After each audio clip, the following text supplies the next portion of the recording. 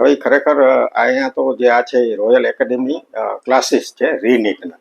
એ જે ઘટના બની હશે એ કદાચ અહીંની કોઈ ઘટના નથી. હા, ફક્ત અમે ફરી જે નીટ આપેલી હોય એ સ્ટુડન્ટને બાઉન્ડ્રી ઉપર માર્ક આવેલા હોય અને એને ફરીથી કરવું હોય એના માટેના રીનીટ ક્લાસીસ છે. 30 લાખ રૂપિયાની એક વાત સામે આવી રહી છે કે તુષાર નામના જે ખેડૂત છે એમને ક્યાંક ને ક્યાંક 30 લાખ રૂપિયા સોદો થયો હતો એવી વાત છે. ના, અહીંયા કોઈ એવી ઘટના બનેલી નથી, કારણ કે અમારે અહીંયા 24 કલાક સીસીટીવી કેમેરા છે. રાજેશ પેથાણી કોણ છે? એ આ માલિક છે.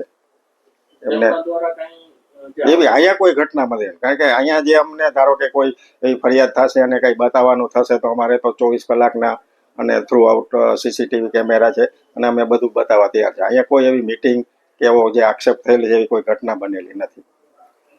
ખાસ તો આવા હજુ પણ કેટલાક જે વિદ્યાર્થીઓ છે તે ભોગ બન્યા છે, જેતપુર છે, રાજકોટ છે, તો શું કહેશો? 2025ના નીટની એક્ઝામમાં પણ આ જ પ્રકારની જે ઘટના કંઈક સામે આવી છે?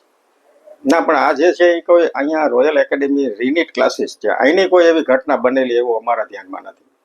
અને અહીંયા અમે પૂરો સહયોગ આપવા તૈયાર છે, કારણ કે અમારું અહીંયા જે ધારો કે ક્લાસીસના અને આખું રિસેપ્શનના બધા સીસીટીવી કેમેરામાં દરરોજ રેકોર્ડિંગ થતું હોય છે. ક્રાઇમ બ્રાન્ચ આપના સુધી પહોંચી છે? ના, અત્યારે અમારી સુધી મને તો આ તમે આવ્યા ત્યારે આ ઘટનાની ખ્યાલ આવ્યો છે.